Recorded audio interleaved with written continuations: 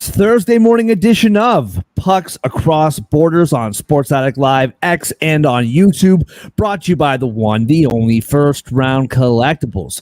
Right now with our promo code Sports Addict, get 10% off whatever sports card you want in the entire First Round Collectibles store. They have an ongoing sale up to 50% off, tons and tons of cards. And with our promo code Sports Addict, not only do you get 10% off of regular priced items, but sales items as well. Hockey, football, basketball, baseball, wrestling, boxing, whatever you want, they got it. So head over to firstroundcollectibles.com today. Use promo code SportsAddict for 10% off regular priced and sales priced items.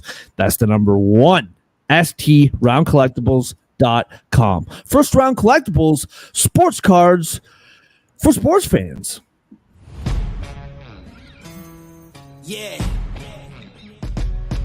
Let's go. We just gotta go hard. I go the hardest.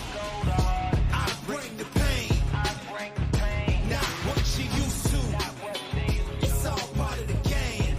Yeah, I just gotta go hard. I just gotta go hard. Go hard. Go hard. Yeah. Oh yeah, the beast back. Adrenaline pumping through my veins, can't relax. Original, I am not the same as these cats. And welcome to Pucks Across Borders on a Thursday morning. Beautiful, beautiful morning here in Toronto. Hopefully it is the same for you. What a game last night. The Oilers, everything we thought we knew about the Oilers went out the window last night. They come back from an early 2-0 hole to win the game 5-2 and tie the series up at 2. We'll get into that, plus a game 5 in New York tonight between the Rangers and the Panthers. Lots to get into. Shout out, to take a page out of Andre's book from earlier in the week. Shout out to Minnesota in the PWHL, winning the Walter Cup. Or is it the Walter Trophy? Walter Cup. So in the playoffs for the PWHL, the number team in the league gets to choose who they want to play. And Toronto chose Minnesota. Went up in that series 2-0. Minnesota comes back, beats Toronto, and then beats Boston to claim the first ever Walter Cup. So good for them. That's awesome. Just excellent year for women's sports, man. Like viewership going up for March Madness, for the WNBA, PWHL, sellouts all over the continent where those games are being played. WNBA coming to Toronto. So awesome stuff for women's sports in general. Lots to get into. But first, as always, I am Mark Sauter, and with me, again, as always, right next to me at the top of your screen, you read his work about the NFL on Gridiron Heroics. John, how we feeling on a Thursday, man? I'm feeling, in the words of Wayne Gretzky, the only thing I can figure out about this Western Conference Final Series is that you can't figure it out. What a wild game last night. We're looking forward to getting into it. It's definitely gonna be my most impromptu reaction yet in this series. Well, after 5 minutes, you were like, Skinner is no longer going to be in that net, at least not for this game. And the Oilers are going to just puke all over themselves. And it was the exact opposite. And like you said, we'll get into it. At the bottom of your screen, you read his gambling picks on winners and whiners. You read his work on Give Me Sport. Andre, how are you feeling on a Thursday, man? It feels like it's pre-Friday. No, I'm feeling pretty good. Another great round of hockey. We're getting at least 6 games in both series again. We got at least 6 games in all 4 last rounds. So we're really getting our money's worth with this playoffs. Can't say the same about other sports. I was going to say, it's the exact opposite of the NBA, right? I mean, although the Western Conference, it may get interesting. Maybe. We'll see what happens. Also, just like shout out here my little local sports kind of plug. So not only do we have a Western Conference final matchup in the NBA tonight, we have game 5 of the Eastern Conference Finals tonight, game 5 in the West tomorrow.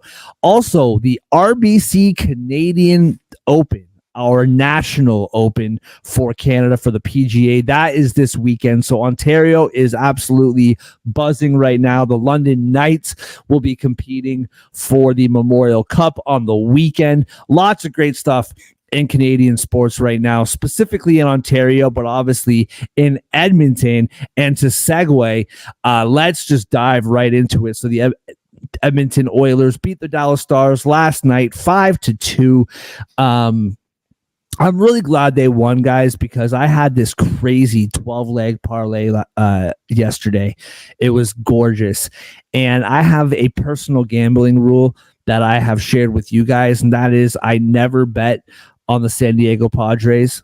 And I broke that rule yesterday, and they were the only loser in my 12-leg parlay until the Dallas Stars lost.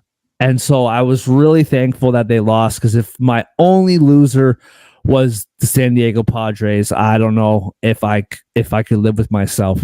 But anyway, I digress. Andre, let's start with you, man. What did you see in that game last night? Well, first of all, I have to unmute myself. Second of all, it's the third time a team took a 2-0 lead, and it's the third time this series a team that scored the first 2 goals blew that lead. Great point. Obviously, game 1, Oilers held on in double OT and took it home, but game 3 they did not. Dallas won that one 5-2, and then yesterday was 5-3. Did I say that right? Dallas won game 3 5-3, and then Edmonton won that one 5-2 after Dallas scored the first 2 of the game. So obviously, probably want to stop at the first goal and just ease up a little bit, let it become a tighter game for these teams. But what we're seeing, one, the offensive firepower from both sides, I think, was fully on display in Edmonton the past 2 games. Just a ton of great looks. We got some power play goals from Dallas. We got a shorty from Edmonton last night. We saw the winning team score 5 in each one, converting these high danger chances, these really good shifts that in Dallas weren't getting through. So maybe the goalies are fatigued. Maybe the offenses are finally just getting the luck to go their way. You can consider it whatever you want, but we're getting the goals that we expected when this series began. For Edmonton, you have to feel good that you allowed 22 shots on goal. Only 2 got through. And they were both early. Seems like defensively and in net, they just kind of screwed their heads on, got things together. And then in the third, they only took 5 shots, but the first 2 periods, they had 24 shots on goal. So they were making Otter work. And even though he's been good for the most part, this is still a team with Draisaitl, McDavid, and Hyman. You're getting shots, they're probably going to be very, very risky, on top of the fact that it's just a ton of pressure. And we've just seen scrambles from the Dallas defense consistently throughout this series. So 2-2, it's going back to Dallas. I would say just like the top seed in the East, top seed in the West is fortunate to be 2-2 based on how they've played so far, but they also have better hockey in them. So we'll see how game 5 goes. It's going to be a huge one. Obviously, I think that goes without saying, but this is a series that could go either way. So buckle up. Yeah, and like for me, I don't know, John. We talked about this last night on the chat. We slightly disagree on, like, I thought the first goal, was it the first goal? Yeah, I thought the first goal wasn't that bad for Ottinger. Like Sutter or Ryan, he was like draped all over Ottinger, and he just couldn't. There's no way he was going to make that save. But that second goal was just a kick rebound right on the stick, right? Like, that's one that is really, really difficult. You got to control those rebounds a little bit better. I'm not overly concerned about the Dallas Stars. I think that they, like, their depth has been so good all series long. Even in the game that they lost, I'm really not concerned about the Dallas Stars. The only thing that does concern me is that Chris Tanev, he left the game after he blocked that shot. And for him to leave a game, that's a big deal. Like, that guy is fighting through everything and anything. And so for him to leave a game, that's huge. We'll see what happens. If he's out, because as much as we talk about the depth for Dallas, the one area where they're not that deep is their defense. They have their 6 guys, and then that's it. Like, they don't have any a backup plan to those 6 guys. So I'm a little bit worried about that. Ottinger, listen, we've been saying it all year. He's a very, very good goalie. He has these games sometimes. This happens.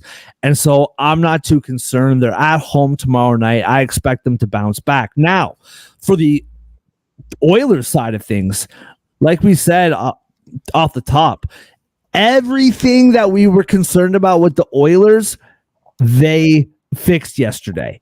Like, I mean, Janmark scores. Draisaitl gets one, but for Ryan McLeod to get the very first goal for the Oilers, that's his first goal of the postseason. 12 goals in the season. That was his first goal. You saw Bouchard, who's not a depth piece, but he's not their like top scorer, right? So the big guys, Draisaitl, McDavid, and Hyman, they did get 5 points combined last night, 3 assists for McDavid. But for the depth to come through, I thought was huge, huge for them. And they're going to need that again.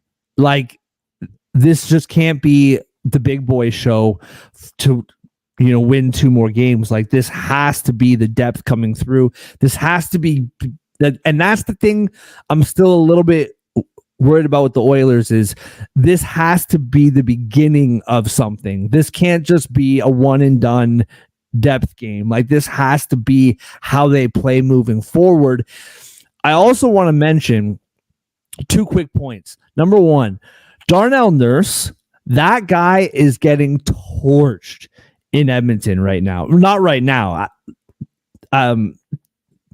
As of yesterday, like, absolutely torched. He had a very, very good game last night. Yes, I think it was the second goal went directly off of him into the back of the net, and you're like, yo, Nurse, like, a puck cannot go in off of you within 5 minutes of this hockey game starting because you are under fire right now. He had 12 hits last night, very physical, very good. The other part of it too, and honorable mention, Corey Perry played last night and had a very good game himself. But Connor Brown, man, this guy was supposed to come into this team, score 20 goals, be this complimentary piece. He's been a no-show all season long. He had 12 points in 71 hockey games. 4 of those were goals. Very, very disappointing season for him. He scored his first goal of the playoffs earlier in the series. I think game 2, maybe game 1. He played great last night. He got 1 helper, and in the third period, skating hard, drew the penalty. He played very good last night. So if these guys who are these like media scapegoats can continue to play well, then the Oilers can win this series. They absolutely can. But what we've been saying is because the depth players for this team don't show up. They just haven't, kind of all playoffs. So it'll be interesting to see moving forward. I do still think Dallas can win this series, but now best of 3, series tied 2-2, and tomorrow night's game. It's an interesting conversation. Maybe we can have it tomorrow, but who is this game bigger for? Is it bigger for the Oilers or bigger for the Stars? I think that is an interesting conversation to say the least, but we'll get to that tomorrow. John, what did you see last night? Like I said before, I think I saw a more unpredictable series than I expected now, and we have one. I felt like in the first 5 or 6 minutes of the game last night, I was starting to get ready to write the script of Dallas has Edmonton right where they want them. They're leaning on them, and it looked like Edmonton was the weakest team in the conference finals. But no, Edmonton fought back and made us all rethink our positions for sure. I think we saw a lot of potential from the Oilers for sure. You guys touched on this already, but I think the depth performance last night was really big. They scored 5 goals, and yes, one of them was an empty netter, but only one of the goals came from one of their big boys with Draisaitl. The other 4 was really all depth production from outside of Bouchard, guys we really haven't seen step up from the Oilers in most of the playoffs, or not too often at least. So that was definitely big for the Oilers. I think there were 2 defining moments in the game for the Oilers, or stretches, I would say. One is the first period when they were down 2-0. Personally, I slightly disagree with Mark on the Ottinger take, where I agree the second goal he allowed was worse than the first. That I do agree with. But I put the first goal on Ottinger as well. I realize a guy kind of ran right into him, but I think even before that happened, he was losing control of the puck and didn't do enough to secure it when he kind of just let it loose right in front of him. But the guy kind of ran into him before he had time to recover. So it was just a messy play all around. I still put a little. John, that's not a goal if Ryan Suter is not like on top of him. That I agree with. But he'll be able to scramble over before that happened. Yeah, fair enough. Suter definitely made it tougher for sure. Impossible. Yeah. I think Ottinger got caught looking at Suter coming his way and like didn't want to absorb that blow. And I guess I can't blame him. Yeah. I think all in all, what I'm trying to say is I don't think Ottinger had the best first period. And maybe that that made a little tighter than they normally do. Maybe it made them nervous. I don't know what happened exactly, but all I know is Edmonton had 5 unanswered goals after that. So something clearly changed the momentum there after those 2 goals were scored. And I thought the next 2 goals were almost as big as well for Edmonton, because one of them came shorthanded when Edmonton was 0 for 7 in the series on the power play, but yet they get their first special teams goal when they're shorthanded. And then right after that, they score another goal 51 seconds after that, the shorthanded one. And that was when they just got someone back out of the penalty box to get even strength. And 10 seconds after that happens, they score a goal. So I thought Edmonton did a great job catching Dallas a little off guard during that whole minute stretch there. And I was a little surprised. I think the shorthanded goal made me think I give up predicting this series. I don't know what to make of that. Like, it just defies all the logic we have talked about in the first 4 games, because we thought Edmonton's power play would be the key, but no, it was their penalty kill that turned out to be big. Go figure. So I do think we have a brand new series. I don't think Dallas played particularly well in Game 4, arguably their worst game of the series. And I think Ottinger needs to not have a first period like that, because it's one of the rare times I think Skinner was the better goalie, and that's saying a lot. And Dallas needs to do, ironically, they've been doing a great job all series and up until last night, but they got to go back to what they were with the special teams unit in the first 3 games, because I think that let them down in Game 4.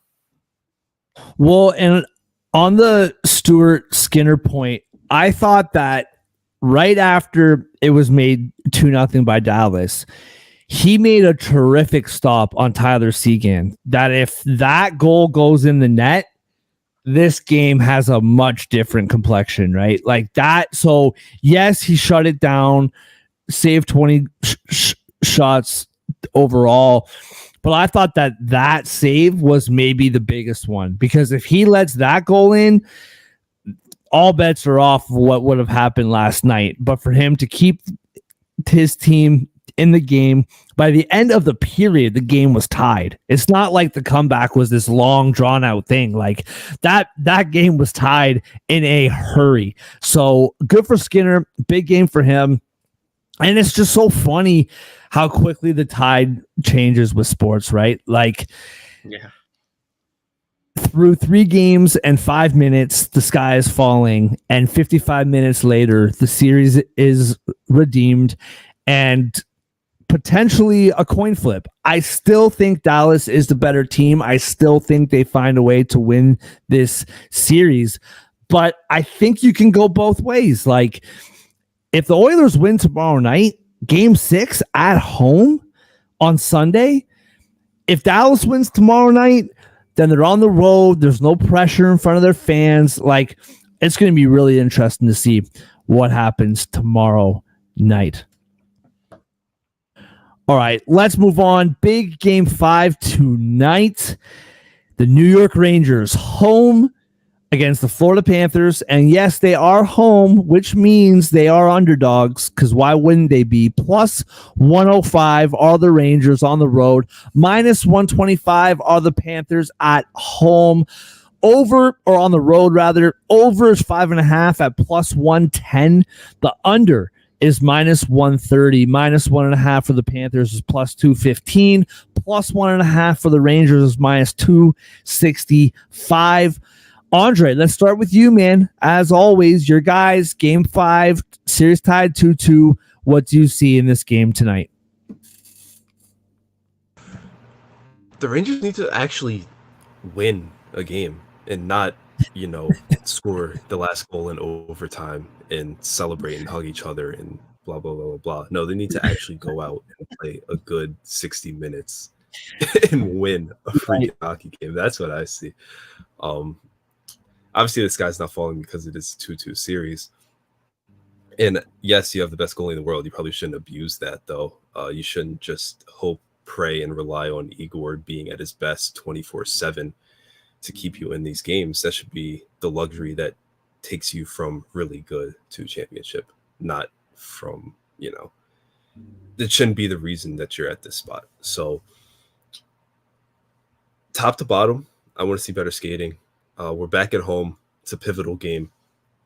You win, you're on the brink of your first Stanley Cup Finals appearance in 10 years. Exactly 10 years, actually. If you lose, you're one loss away from losing in the conference finals as the President's Trophy winner again for the second time in less than 10 years. So pressure's on, and especially for the big boys, because there's a lot of chatter right now. That's a lot of chatter about Panarin, Kreider, Zibanejad, especially after that turnover. People saying he's useless, he's a disgrace, overpaid, doesn't belong on the team, bench him, all sorts of stuff. Ooh.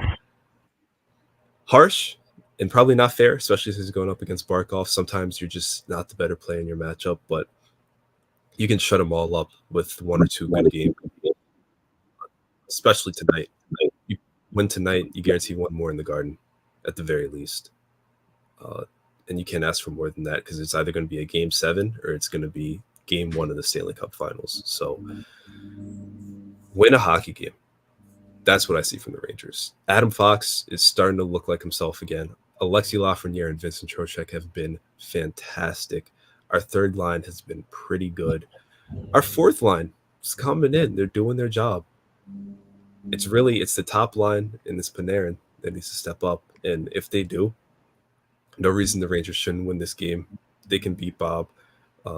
Igor's been standing on his head for a month now, honestly longer than that. So big boys step up, Rangers win by multiple goals. That's what I want to see. That's what I think is going to happen. And I mean, your point about Chris Kreider, like, I think he's been bought a bit of grace because of his game 6 heroics, but other than that game 6, he has in 6, try to remember this exactly. I believe 6 of his last 7 games he has 0 goals. And in the one game of that 7, he has 3. So his heroics in game 6, like incredible third period by him.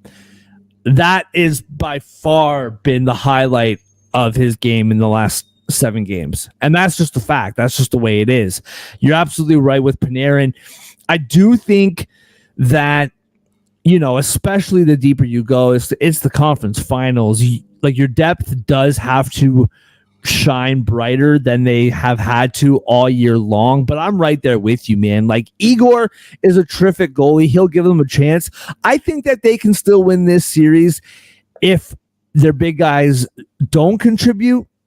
That being said, that Florida team, man, those guys always contribute. Like, that's the thing with the Florida Panthers is that, like, yeah, their depth is good. They're a pretty deep team, but it's always Reinhardt scoring, Verhaeghe scoring, Kachuk's doing his thing, Barkov's doing his thing. Oh, yeah, and then you have Bob back there doing his thing. So, yeah, your depth can keep you afloat. Yeah, your goaltending can keep you afloat. But the Panthers, their big guys, they're scoring.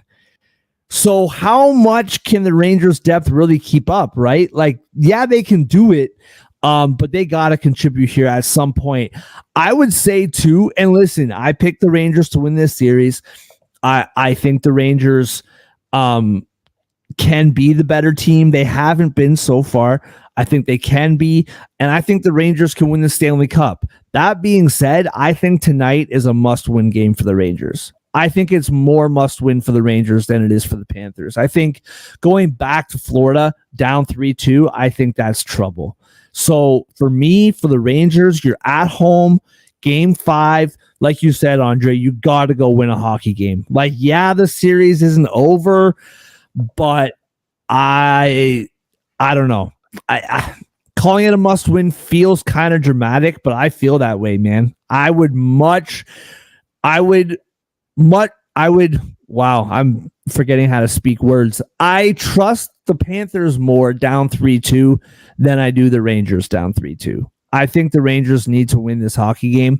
And at least you have 2 kicks at the 4th win can, if you will. John, what about you, man? What do you see in this game? I wouldn't say I'm at the point of calling it a must-win for either team because I still think both of these teams could come back if they fall behind 3-2. I think this has been a pretty even series, and I'm still pretty convinced this is going 7 no matter who wins tonight. I think some of the key points though are that, like, 5-on-5, Florida's arguably been outplaying the Rangers, and there's been a lot of local talk that this is a big step up for the Rangers or that this is the first real test they faced. I still don't know if I agree with that.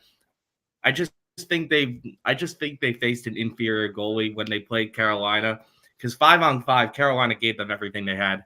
But I think the problem with the Rangers this series is that they're facing Bobrovsky as the other goaltender, so they can't exactly get away with some of the mistakes they were making in the previous round. You know what I mean? That's a good point. Yeah, that's a good point.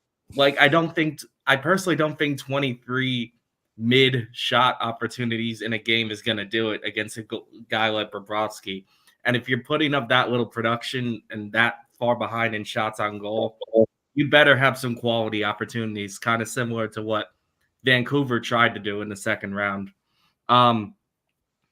I think there's been an argument that Igor is carrying the Rangers a little bit. I half agree with that. I do think the Rangers need a goalie that can match Bobrovsky for sure, especially with the offensive production they've been getting in the first 4 games.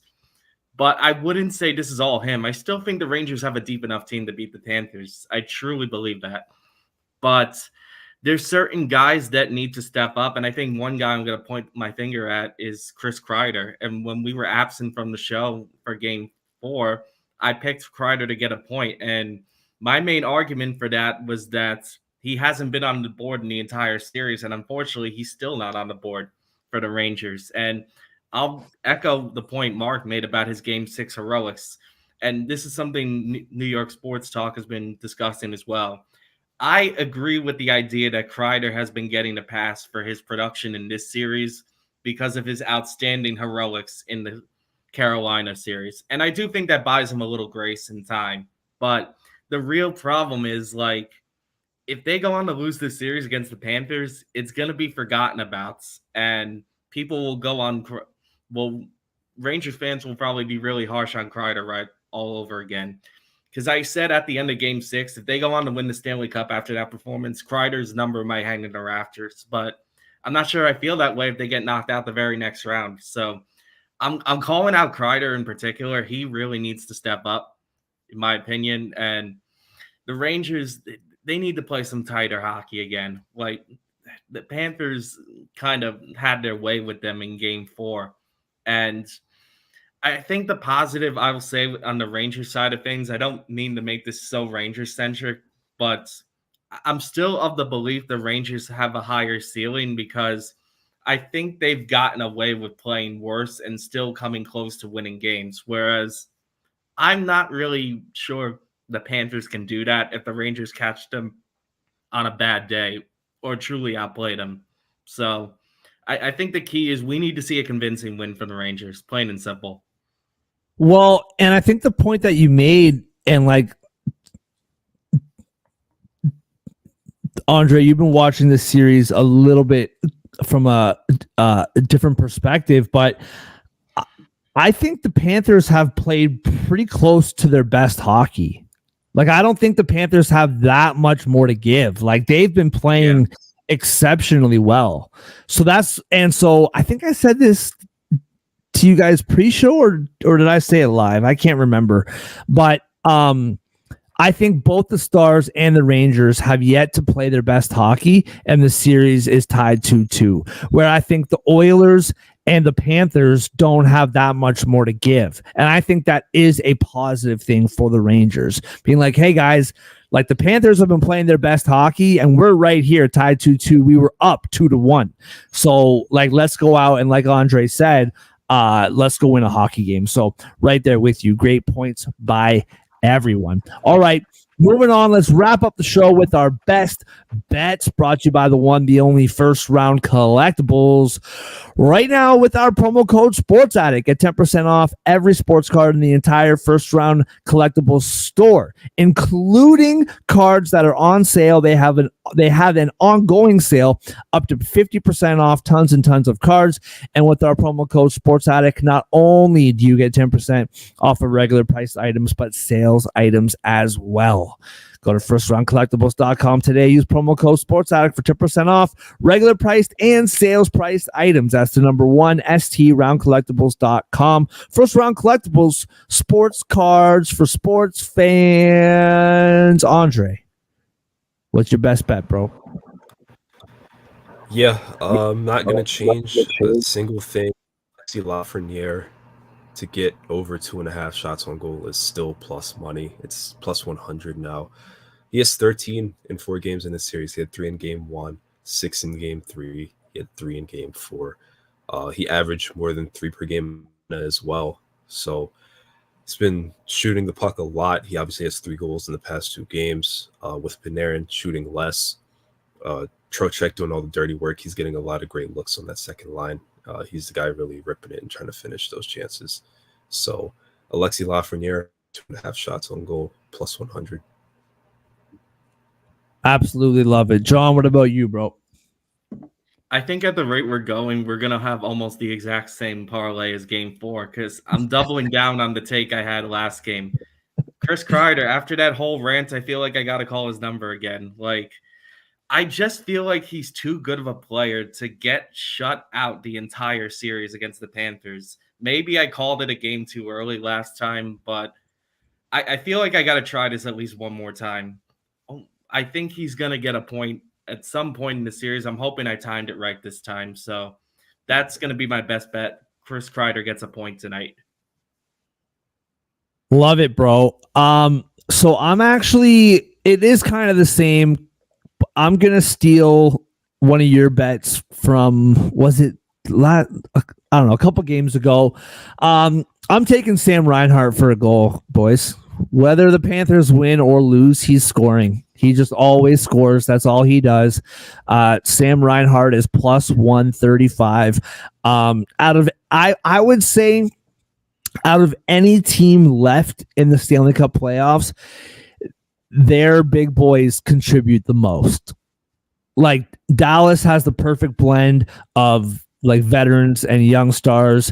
The Oilers, we've talked at length about who scores for them.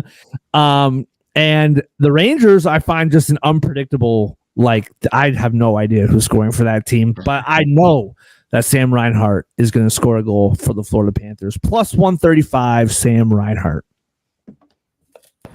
Yeah, if there's one thing this playoffs has taught us, you never have to worry about the Panthers. They're always going to bring it.